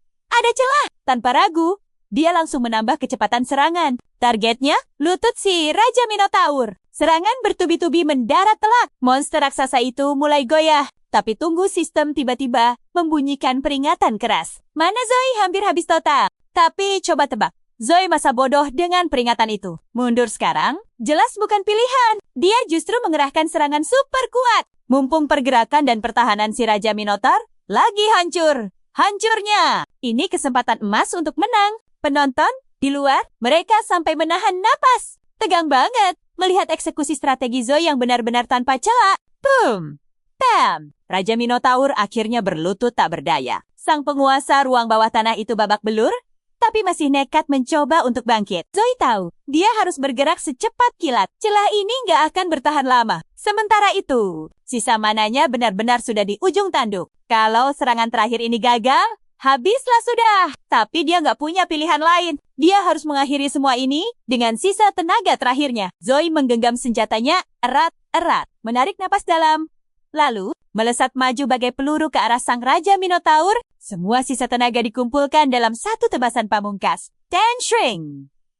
Danshring! Dengan satu ayunan pedang yang super epik, Zoe membelah monster raksasa itu. Monster itu mengaum keras untuk terakhir kalinya. Lalu ambruk tak berdaya. Pertarungan gila ini akhirnya selesai. Di tengah reruntuhan, Zoe berdiri terengah-engah. Babak belur, tapi menang. Dan saat itulah, ting! Sebuah notifikasi sistem muncul di hadapannya. Selamat! Anda telah menyelesaikan dungeon hutan gelap tingkat mimpi buruk. Gila kan? Tapi tunggu. Sistem memunculkan pengumuman lain. Waktu penyelesaian, 9 menit 24 detik. Mata Zoe langsung membelalak kaget. Peringkat pertama. Dan notifikasinya masih berlanjut. Anda adalah orang pertama yang menaklukkan peta ini dengan nilai sempurna. SS, selamat atas posisi pertama di seluruh distrik. Zoe masih ngos-ngosan. Jujur saja, dia benar-benar terkejut dengan pencapaian gila ini. Peringkat 1 di distrik Sukong? Yang benar saja. Aku sungguh melakukannya. Zoe sama sekali tak bisa menyembunyikan senyum lebarnya saat melihat. Layar sistem mengonfirmasi rekor mustahil tersebut. Dia sampai melompat kegirangan. Rasa bangga dan haru campur aduk menyadari betapa hebat pencapaiannya barusan. Saat adrenalinnya mulai turun, kenangan masa lalu tiba-tiba berkelebat. Semua penderitaan dan masa-masa sulit yang pernah dia lewati, mulai dari saat dia berpindah ke dunia ini. Kehilangan ibunya, adiknya yang jatuh sakit, tumpukan utang, sampai tekanan berat dari segala arah. Tapi apa Zoe menyerah? Tentu tidak. Kalau statusku tak bisa naik, maka aku akan terus mengasah teknik bertarungku sampai sempurna. Kalau aku kekurangan sumber daya, aku akan memperkuat mentalku. Tekadnya dalam hati. Semangat pantang menyerah yang luar biasa. Dia ingat betul momen saat sistem ini pertama kali muncul, bagaikan kesempatan hidup kedua. Meski begitu, dia selalu mengingatkan dirinya sendiri. Takdir mungkin memberiku peluang emas, tapi jalan hidupku, aku sendiri yang menentukannya. Sorot matanya kini memancarkan keyakinan yang tak tergoyahkan. Aku akan bekerja 100 kali lebih keras dari siapapun untuk meraih setiap peluang. Hatinya kini sekuat baja. Benar-benar tak terkalahkan. Tak ada seorang pun yang bisa menghentikannya. Saat rentetan notifikasi itu selesai, sebuah portal bercahaya muncul, menandakan jalan keluar. Zoe melangkah masuk. Sudah tak sabar melihat hadiah luar biasa yang menantinya. Dan, oh wow! Hadiahnya benar-benar di luar nalar. Pertama, poin pengalaman 5.212 XP cukup untuk melompat naik 3 tingkat sekaligus menuju level 13. Kedua, 20 poin keahlian dan 20 poin status gratis. Ketiga, sabuk hutan yang menambah 10% daya tahan dan 7% kekuatan. Syaratnya level 10.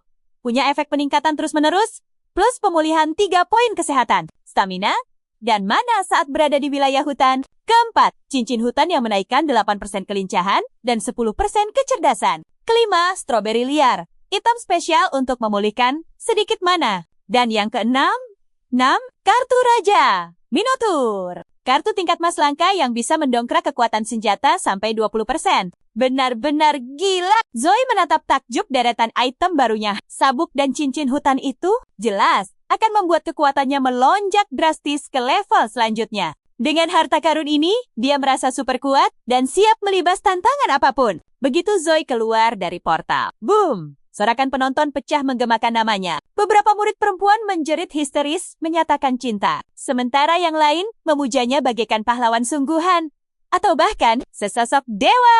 Zoe cuma bisa berdiri mematung. Otaknya ngelek melihat reaksi berlebihan mereka. Ada apa sih dengan orang-orang ini?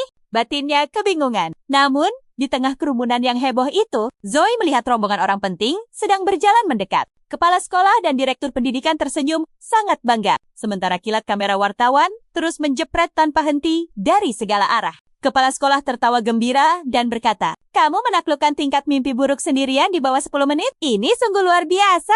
Ini adalah kehormatan paling bersejarah yang belum pernah terjadi sebelumnya bagi akademi kedua kita. Dari pengalamanku selama ini, kamu pasti akan menduduki peringkat 1 di distrik Sukong. Masa depanmu cerah banget." Zoe hanya tersenyum rendah hati. Anda terlalu memuji. Saat Zoe berdiri di luar gedung menikmati momen kemenangannya, tiba-tiba, sebuah mobil futuristik super keren mendarat tepat di depannya. Kendaraan seri S400 itu langsung membuat semua orang menahan napas. Salah satu murid sampai melongo tak percaya. Tunggu, bukannya itu mobil terbang ajaib S400? Temannya mengangguk panik, menyadari harga mobil itu setara sebuah rumah mewah di ibu kota. Kasak kusuk makin heboh. Semua murid menunjuk-nunjuk kendaraan super mewah itu dengan takjub. Pemandangan tak terduga ini benar-benar membuat mereka semua kehilangan kata-kata. Siapa yang berani pamer pakai mobil semewah itu? Kedatangannya jelas bukan kebetulan belaka. Direktur pendidikan lanjutan menyambut Zoe dan berkata, hasil ujianmu akan keluar dalam 3 hari ke depan.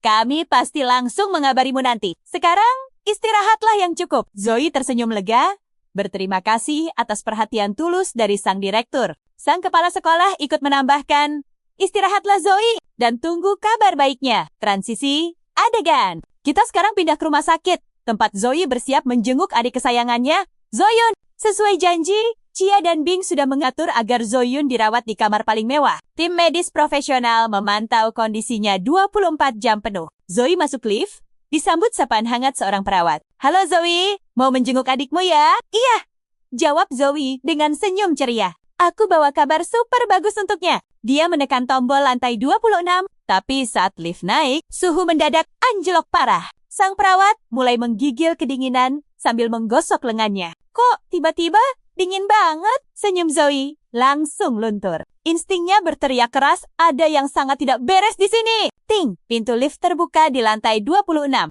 Dan pemandangan di depan mereka sungguh di luar nalar. Seluruh lantai berlapis es tebal. Dari dinding sampai lantai, semuanya membeku total. Peralatan medis dan perabotan terkurung dalam bongkahan es yang luar biasa dingin. Beberapa dokter dan perawat berdiri kaku, membeku bagaikan patung. Apa yang sebenarnya terjadi? Jerit sang perawat. Suaranya bergetar hebat. Rasa panik langsung menghantam hati Zoe. Pikirannya cuma satu Zoyun. Tanpa pikir panjang, dia berlari menuju kamar adiknya. Seorang perawat mencoba mencegahnya. Tapi sedetik setelah tangannya menyentuh dinding lorong itu, tubuhnya langsung membeku total. Zoe tiba di depan kamar Zoyun, tapi pintunya sudah tertutup rapat oleh segel es raksasa. Sambil menggertakkan gigi, Zoe menghancurkan penghalang es itu dan meneriakkan nama adiknya. Tapi pemandangan di dalam sukses bikin dia berhenti bernapas. Di tengah ruangan, seekor naga es spiritual melayang tepat di atas ranjang Zoyun. Tubuhnya memancarkan energi dingin yang menyilaukan mata. Kamar itu sudah berubah jadi kutub utara dadakan. Semuanya membeku kaku. Zoyun menggeliat kesakitan di atas ranjang. Tubuhnya yang tak sadarkan diri dikelilingi cahaya redup. Kemunculan naga ini jelas bukan kebetulan semata. Monster itu keluar langsung dari dalam tubuh Zoyun. Hati Zoe hancur melihat adiknya menderita. Perlahan, amarah mulai meledak dalam dirinya. Insting bertarungnya langsung mengambil alih. Zoe memusatkan seluruh energinya, bersiap menghancurkan naga itu. Aku nggak akan diam saja melihatnya kesakitan. Batin Zoe mantap. Tapi sebelum dia menyerang, Healer Ching yang sedang berusaha keras menstabilkan Zoyun mencegahnya. Jangan serang! Jangan serang! Aku sedang memulihkan adikmu. Kalau kau gegabah, jantungnya bisa hancur berantakan. Mendengar itu, Zoe seketika menghentikan serangannya. Dia langsung sadar dan mendekat untuk melihat situasinya lebih jelas. Ching tampak sudah kehabisan tenaga. Kedua tangannya setengah membeku, dan sekarang kakinya mulai tertutup es. Meski begitu, dia tetap menyalurkan energi untuk melindungi Zoyun. Benar-benar tekad yang luar biasa kuat. Naga spiritual itu terus saja menyemburkan udara dingin yang memenuhi seluruh ruangan. Buat manusia biasa, berada di suhu sedingin ini bakal bikin mereka membeku dalam hitungan menit. Tapi sebagai Awaken, Zoe dan Ching masih bisa bertahan meski terasa menyiksa. Zoe mendekati Ching dan bertanya, sebenarnya apa yang terjadi? Kenapa aku nggak boleh menyerang monster itu? Ching menjawab dengan fokus penuh. Penyakit dingin Zoyun tiba-tiba kambuh dengan sangat parah. Naga ini adalah manifestasi garis keturunannya. Kalau kita asal serang, kondisinya bisa jauh lebih fatal dan berbahaya. Ching terdiam sejenak. Wajahnya pucat pasi karena kelelahan. Dia menatap Zoe dengan sorot penuh kekhawatiran. Aku sudah berusaha keras menahan kondisi ini dari tadi. Tapi energiku benar-benar hampir habis total. Hal maksimal yang bisa kulakukan sekarang cuma memperlambat penyebaran es di lantai ini. Kau harus segera pergi dari sini. Wajah Zoe langsung mengeras. Terus bagaimana dengan Zoyun? Ching menunduk kecewa. Tanpa priest level tinggi, cuma ini yang bisa aku lakukan. Mendengarnya, Zoe langsung mengepalkan tangannya kuat-kuat. Dia tahu Ching sudah berjuang mati-matian, tapi itu jelas belum cukup. Zoe melangkah maju, memutuskan untuk mengambil alih situasi gila ini sendiri. Membuka layar sistem, Zoe langsung menghabiskan seluruh poin skillnya untuk meningkatkan kemampuan. Slow recovery. Skill yang awalnya baru level 4 itu melonjak drastis ke level 10. Berevolusi menjadi slow regeneration. Slow regeneration level 10 ini perlahan memulihkan HP dan mana sekutu dalam jangkauan area. Selama durasi waktu tertentu, begitu skill aktif, bam! Cahaya suci langsung memenuhi ruangan. Simbol bercahaya muncul di belakang Zoe, melipat gandakan aura penyembuhannya. Cahayanya begitu menyilaukan, sampai Ching yang tubuhnya nyaris beku total pun merasakan kehangatannya. Lapisan es yang mengurung mereka mulai mencair, dan tubuhnya bisa bergerak bebas lagi. Ching terbelalak tak percaya. Sihir penyembuhan ini luar biasa.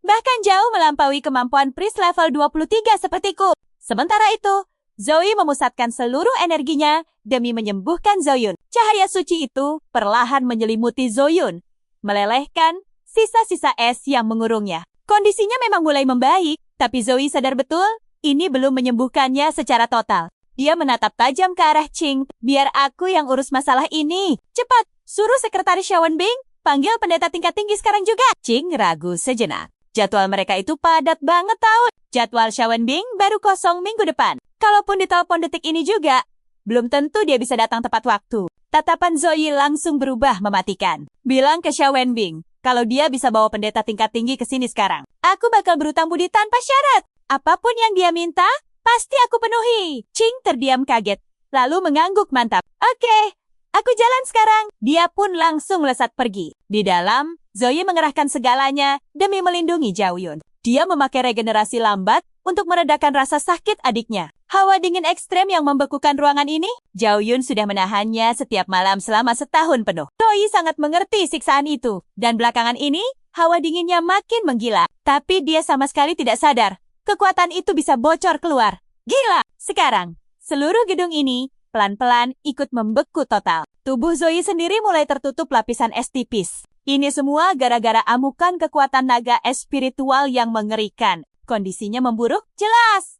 Tapi dia pantang menyerah. Memerah setiap tetes energinya demi sang adik. Naga itu sadar. Dia langsung mengunci target ke arah Zoe, menyemburkan aura beku yang mematikan. Tekanan brutal ini menguras habis tenaga Zoe secara instan. Tapi dia menolak mundur. Tiba-tiba, bam! Bola energi hijau melesat masuk dan menghantam naga es itu dengan keras. Serangan itu menghantam berkali-kali. Naga tersebut langsung mengaum kesakitan luar biasa. Masalahnya, Zhaoyun terhubung dengan naga itu. Dia ikut merasakan sakitnya dan mulai kejang-kejang. Hentikan! Jangan sentuh dia! Teriak Zoe, panik bukan main. Namun sepersekian detik kemudian, bola energi lain menghantam perut Zoe. Dia terpental keras. Tubuhnya terseret di atas lantai es, menjauh dari jangkauan si naga. Sosok misterius tiba-tiba melangkah masuk. Seorang pendeta tingkat tinggi dengan aura luar biasa. Serang aku kalau berani!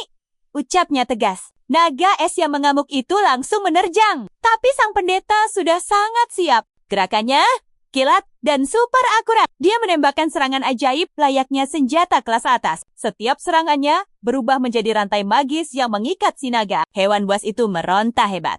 Namun tubuh raksasanya sudah terkunci rapat oleh kekuatan sihir. Naga itu mengaum marah. Cuma bagian mulutnya saja yang masih bisa terbuka. Sang pendeta memusatkan kekuatannya, lalu boom! Serangan pamungkas diluncurkan. Memaksa naga es itu masuk kembali ke dalam tubuh Zhaoyun. Begitu naga itu lenyap, kondisi Zhaoyun langsung stabil. Napasnya kembali teratur.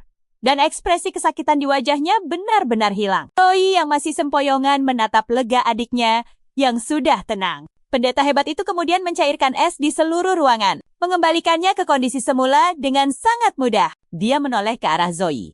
Kamu pasti yang bernama Zoe. Aku sudah sering dengar soal dirimu. Zoe langsung bangkit dan memberi hormat. Senang bertemu denganmu. Namaku Chuer Lajena, pendeta kebangkitan sekunder level 35 dari kota Yin. Dia memperkenalkan dirinya dengan sangat tenang. Chuer Lajena pun melanjutkan. Direktur Gentile sendiri yang memintaku untuk merawat adikmu lebih awal dari jadwal. Tapi di dalam hatinya, dia membatin. Kalau Direktur Gentile tidak memuji potensi anak ini sebagai calon juara 1, aku mana mau melanggar aturan dan datang kemari. Namun, setelah melihat Zoe bertahan dari hawa dingin ekstrem tadi, Chuer Lajena kini benar-benar mengakui kekuatan dan tekad bajanya. Direktur Gentile sama sekali tidak bohong. Zoe masih syok, tapi jelas sangat bersyukur. Nona Chuer Lajena, sebenarnya apa yang terjadi pada adikku? Apakah kondisinya bisa disembuhkan? Chuer Lajena menjelaskan bahwa energi dingin yang mengeras jadi wujud naga tadi. Itu adalah tanda kebangkitan garis keturunan. Fenomena ini super langka dan jelas luar biasa berbahaya kalau tidak dikendalikan. Tapi tenang, Selalu ada harapan. Zoe terdiam mencerna semua itu. Kebangkitan garis keturunan. Gumamnya pelan. Sang pendeta mengangguk mantap. Lalu bersiap membeberkan rahasia besar di baliknya. Dulu, saat game Eternal pertama kali muncul, banyak pemain yang memilih ras non-manusia. Seperti peri, raksasa, monster, dan ras ajaib lainnya. Nah, saat game itu menyatu dengan dunia nyata, pemain mewarisi ciri khas ras mereka. Contohnya, keturunan peri biasanya punya mata lebih hijau dan telinga panjang. Sementara itu, manusia dengan gen raksasa bisa tumbuh setinggi 3-4 meter. Dia lanjut menjelaskan, tapi selama 200 tahun terakhir, pernikahan antara pemain dan manusia biasa membuat garis keturunan ini memudar. Mayoritas kekuatan itu hilang tanpa sisa, kecuali dalam satu kondisi ajaib, kebangkitan garis keturunan. Zoe menyimak tanpa berkedip. Pendeta itu menegaskan, kebangkitan ini seperti lempar koin bisa jadi anugerah atau bencana. Kalau sukses, orang tersebut bakal menguasai kekuatan ras leluhurnya. Pertumbuhan level dan kemampuan belajarnya bakal meloncat gila-gilaan. Tapi, kalau gagal, akibatnya sangat fatal. Bisa lumpuh permanen atau bahkan lenyap seketika. Pendeta tingkat tinggi itu menjeda kalimatnya, lalu menatap tajam ke mata Zoe. Kondisi adikmu saat ini terjadi karena tubuhnya belum cukup kuat menahan kebangkitan tersebut. Melihat naga spiritual itu, jujur saja, merinding. Garis keturunannya sangat luar biasa langka, murni berunsur es, tubuhnya harus beradaptasi demi menahan kekuatan gila ini. Sang ahli menyebutkan satu solusi harta teratai es pembeku. Harta ini bisa merombak struktur tubuh untuk mengendalikan garis keturunan tingkat es itu. Tapi, nada bicaranya mendadak serius.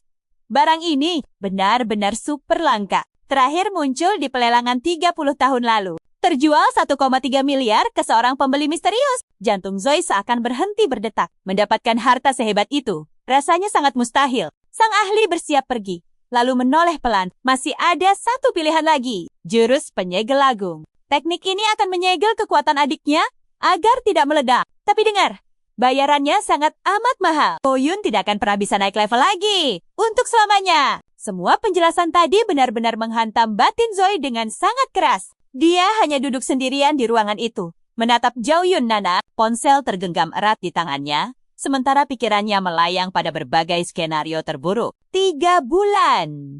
Hanya itu sisa waktu yang mereka miliki. Sebelum hawa dingin itu sepenuhnya menelan tubuh Zhao Yun. 5 hari kemudian, Zoe langsung tancap gas berlatih tanpa henti. Tekadnya bulat, harus makin kuat demi keselamatan adiknya. Menu hari ini, 200 squat, 200 push up, 200 sit up, dan 200 ayunan senjata. Semuanya dia babat habis tanpa ampun. Selesai, sistem langsung berbunyi, meminta dia memilih hadiah harian. Dan seperti biasa, Zoe kembali memilih poin status. Pakai metode andalan 2332. Dia membaginya dengan rata. 2 untuk kekuatan, 3 ketahanan, 3 kecerdasan, dan 2 untuk kelincahan. Ketahanan dan kecerdasan, itu harga mati buat Satria Suci. Tapi Zoe tidak mengabaikan status lainnya. Kenapa? Karena perkembangan seimbang bakal menutupi kelemahan dan menjamin kekuatannya untuk jangka panjang. Begitu latihannya selesai, satu lagi notifikasi sistem muncul. Deng-deng, hasil ujian akhirnya resmi diumumkan. Zoe menyabat peringkat pertama di seluruh distrik Sukong. Hadiah besar akan segera turun sesuai dengan peringkatnya.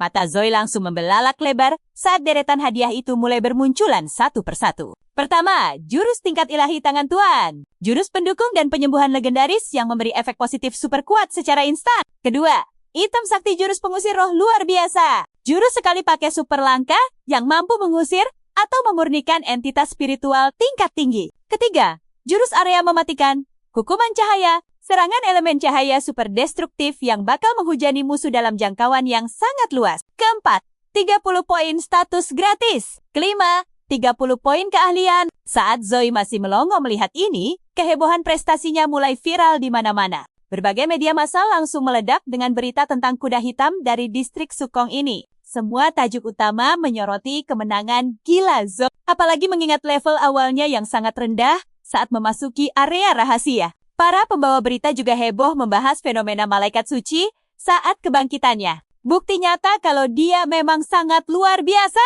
Sementara itu, reporter langsung mengerubungi Direktur Jin Tao. Sambil tersenyum sangat bangga, dia berseru, "Saya selalu yakin Zoe akan melakukan hal besar. Sejak dia bangkit sebagai Satria Suci, masa depannya jelas bersinar terang. Tapi ya, Tidak semua orang langsung percaya. Di sebuah kafe, sekelompok siswa sedang serius menonton rekaman pertarungan Zoe. Ini pasti bohongan. Seorang siswa menggeleng tidak percaya. Satria Suci dapat peringkat pertama? Ayolah, itu kan cuma kelas pendukung biasa. Yang lain tertawa meremehkan. Butuh waktu berabad-abad buat kelas Satria Suci untuk bisa menyelesaikan area rahasia sendirian. Seorang gadis dari meja lain menyela sambil mengangkat ponselnya. Aku punya rekaman aslinya nih. Lihat saja sendiri. Begitu menontonnya, wajah mereka langsung pucat pasi. Gila, kuat banget. Kenapa serangan salib sucinya kelihatan jauh lebih mengerikan dari sihir api penyihir tingkat tinggi? Dan lihat efek peningkatannya berkah senjata. Anugerah Tuhan, berkah keberanian. Ada berapa banyak peningkatan yang dia pakai? Pindah ke tempat lain, seorang pemuda berambut merah sedang duduk menonton rekaman yang sama persis. Kobaran api menari-nari di sekujur tubuhnya, seiring emosinya yang memuncak. Dia juga berhasil menyelesaikan tingkat kesulitan mimpi buruk. Tapi nyatanya, rekor Zoe 20 detik lebih cepat. Fakta ini benar-benar membuatnya murka. Berani-beraninya mencuri panggungku. Ledakan api menyapu ruangan, menghanguskan robot latihan hingga hancur. Di balik asap tebal, dia tersenyum sinis. Zoe benar-benar mencari masalah besar. Sementara itu, Zoe sama sekali tidak sadar ada ancaman yang mulai mengincarnya. Dia melangkah santai di jalanan kota yang sibuk, terus menatap layar ponselnya. Beberapa pesan masuk langsung menyita perhatiannya. Pemerintah kota Jang baru saja mentransfer 5 juta koin ke rekening berakhiran 713. Mohon konfirmasi, pemerintah kota Jang juga mentransfer tambahan 2 juta lagi ke rekening 713. Tolong segera konfirmasi. Zoe melongo melihat angka sebanyak itu. Tiba-tiba ponselnya berdering. Saat diangkat, terdengar suara sangat tenang dari sang sekretaris Xiao Wenbing. Tuan Zhao menyusul penampilan super epik Anda di ujian kemarin. Pemerintah resmi memberikan apresiasi berupa uang tunai 5 juta dan sebuah mansion super mewah. Anda punya lokasi idaman, atau biar kami yang pilihkan. Zoe terdiam sejenak, lalu menjawab dengan mantap. Anda saja yang putuskan. Sebelum menutup telepon, Xiao Wenbing buru-buru menambahkan. Hei, perwakilan dari 3 universitas elit sedang menuju ke tempatmu sekarang. Kita harus segera mengirim kendaraan. Zoe tersenyum tipis. Tidak perlu. Kenapa? Karena mereka sudah tiba. Dia melihat seseorang sedang berjalan mendekat. Itu adalah perekrut dari Universitas Rong. Zoe langsung mengenali wajahnya. Yap, orang yang dulu menyebutnya terlalu sombong. Balas dendam yang manis. Saat Zoe mengangkat sebelah alisnya, sebuah suara terdengar dari atas. Lucu sekali. Seingatku Universitas Rong pernah bilang kalau Zoe ini terlalu arogan. Mereka mendongak.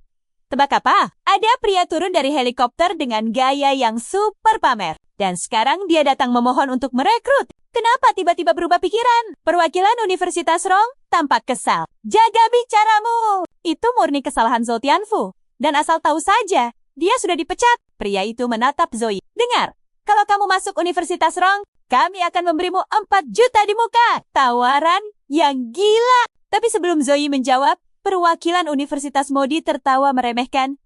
Apapun yang mereka tawarkan, kami akan lipat gandakan. Kepercayaan diri itu bikin perwakilan Rong makin jengkel. Kau datang ke sini cuma buat mengacau. Ya, tapi tunggu dulu. Sebelum adu mulut itu memanas, ada aura baru yang muncul. Seorang wanita muda tiba-tiba sudah berdiri di belakang Zoe. Wes, dengan gerakan kilat, wanita itu menyambar Zoe dan membawanya terbang ke udara. Sangat ringan, seolah Zoe itu cuma boneka. Gadis ini milikku, serunya pada para guru yang melongo di bawah. Apa kalian sudah dapat izin dari Universitas Qingjing untuk merekrut Zoe? Sambil melayang santai di udara, wanita itu berbisik menggoda Zoe. Kalau kau memilih masuk ke Universitas Qingjing, kau akan mendapat sumber daya kultivasi paling top selama 4 tahun penuh. Kami jamin asupan material kelas A untukmu setiap tahunnya. Coba pikirkan baik-baik. Tapi bam, pelarian mereka terhenti saat menabrak penghalang sihir tak kasat mata. Terpaksa berhenti di tengah udara. Di bawah sana, seorang dosen dari universitas lain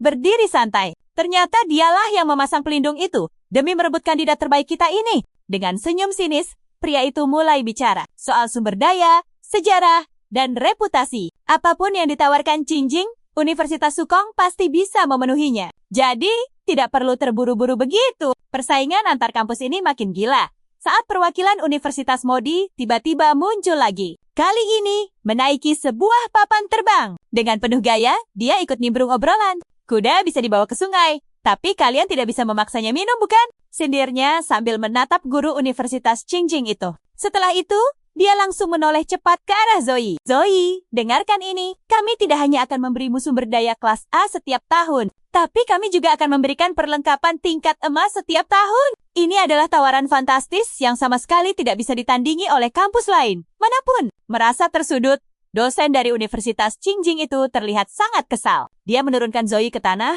lalu mengubah strateginya. Dengan nada lembut yang sedikit canggung, dia berkata, "Hei, aku tidak menculikmu kok. Aku cuma ingin mengobrol berdua." Zoe, buatlah pilihan yang cerdas. Tapi sebelum Zoe menjawab, guru dari Universitas Sukong maju selangkah. Pria itu memperkenalkan diri sebagai Sumayer. Di Universitas Sukong, kami percaya satu hal. Kekuatan adalah segalanya. Titik. Begitu kau sukses mencapai peringkat bumi atau peringkat langit, kau akan langsung diguyur lebih banyak sumber daya dan material kultivasi tingkat S. Sebagai catatan, Sukong selalu menduduki peringkat pertama dalam ajang kompetisi pertukaran. Mahasiswa baru selama 4 tahun berturut-turut. Ini bukti nyata, menunjukkan kemampuan kami mencetak talenta paling hebat. Dosen Universitas Qingjing mendengus sinis. Menang beberapa kompetisi saja bukan alasan untuk sombong, tapi perwakilan Sukong tetap tenang. Fakta sama sekali tidak peduli dengan opinimu. Sukong mendominasi karena alasan jelas. Mungkin mahasiswa dan dosen di Qingjing sana yang harus belajar giat. Sementara perdebatan sengit itu terus berlanjut, Zoe berdiri diam, memikirkan pilihannya. Ketiga universitas besar ini benar-benar menawarkan peluang yang sangat luar biasa. Keputusan ini akan menentukan masa depannya. Akhirnya Zoe angkat suara. Baiklah, aku sudah memutuskannya. Semua guru langsung terdiam dan menatap penuh harap. Zoe menarik napas panjang, lalu berkata dengan sangat mantap. Aku pilih Universitas Sukong. Wajah Sumayer langsung berseri-seri, penuh kemenangan. Dia buru-buru mengeluarkan sebuah kontrak khusus dan menyodorkannya pada Zoe. Ini adalah surat perjanjiannya. Tolong periksa dulu. Sementara itu, dosen Universitas Qingjing tampak sangat kecewa. Dengan senyum pasrah, dia berkata, "Kalau suatu saat kau merasa tidak cocok di Sukong, ingatlah, pintu kami selalu terbuka untukmu." Kata-kata manis itu sukses bikin Sumayer makin jengkel. Benar-benar keras kepala. Tapi tunggu. Sebelum menandatangani kontrak, Zoe menyadari suatu hal yang aneh. Sumayer menggunakan sihir tanpa mantra. Sesuatu yang biasanya cuma bisa dilakukan oleh penyihir level tinggi. Karena penasaran, Zoe langsung bertanya, "Sebenarnya berapa levelmu?" Sumayer tertawa kecil. "Aku, penyihir kebangkitan kedua level 42. Zoe sangat terkejut, padahal dia belum terlihat berusia 30. Sumayer tersenyum. Dunia ini jauh lebih luas dari bayanganmu. Setelah masuk ke Sukong, kau akan bertemu banyak anak muda kuat. Tempat ini pasti membuatmu berkembang pesat. Terbakar motivasi, Zoe mulai menandatangani kontrak itu. Rasa antusias memenuhi hatinya. Dengan sistem ini, tidak ada sebayaku yang bisa bersaing. Di Sukong, aku akan menghadapi lawan yang lebih kuat dan berkembang super cepat. Sumayer melihat semangat di mata Zoe dan tersenyum sangat puas. Kontrak beres ditandatangani. Zoe sekarang resmi jadi mahasiswi Universitas Sukong yang bergengsi. Sumayer memberinya waktu 1 minggu penuh untuk bersiap. "Aku jemput 7 hari lagi ya." Zoe sampai terkejut mendengarnya. Wah, ternyata semester baru dimulai secepat ini. Sebelum pergi, Sumayer menambahkan pesan penting. Jalur khusus sepertimu bakal dapat latihan paling gila. Kamu butuh awalan mantap buat bersinar di kompetisi mahasiswa baru tingkat nasional. 1 minggu kemudian, Showen Bing benar-benar menepati janjinya. Dia langsung mengantar Zui dan Zoyun ke rumah mewah baru mereka. Bangunan super megah ini murni hadiah dari pemerintah kota. Mata Zoyun langsung berbinar cerah saat melihat rumah 3 lantai itu. Zui tersenyum lebar melihat adiknya begitu bahagia. Ya,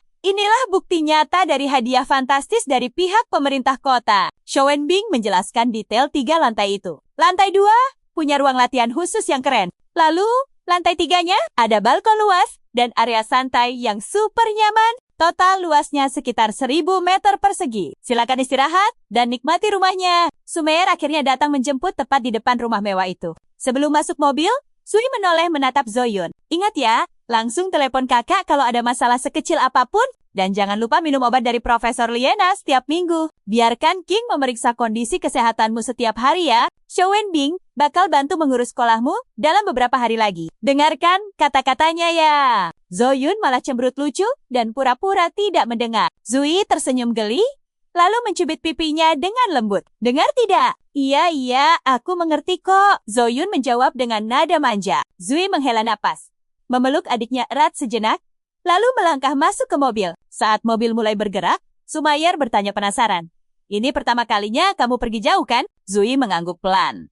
Pikirannya masih tertuju pada sang adik. Sumayer tersenyum misterius. Bersiaplah! Tiba-tiba mobil melaju kencang dan langsung menembus portal teleportasi. Dalam sekejap mata, mereka tiba di kota Aning, tempat Universitas Sukong berada. Stasiun teleportasi itu super sibuk. Mobil keluar satu persatu. Para siswa berkumpul dengan ekspresi takjub dan penuh semangat luar biasa. Begitu mobil berhenti, Zui merasa sedikit pusing. Kita kan tidak buru-buru. Kenapa juga harus repot pakai teleportasi segala? Dia memijat pelipisnya pelan. Selama perjalanan, dia sempat berpikir kalau kampus-kampus besar biasanya punya hubungan yang sangat erat dengan militer. Tapi jujur saja, menggunakan portal sebesar ini dengan bebas sungguh sangat mengejutkan. Sebagai perbandingan, bahkan Churlina saja masih harus mengajukan izin resmi hanya untuk memakai portal teleportasi kecil. Sumayer keluar dari mobil sambil meregangkan badannya. Universitas Sukong memang punya koneksi yang sangat kuat dengan militer.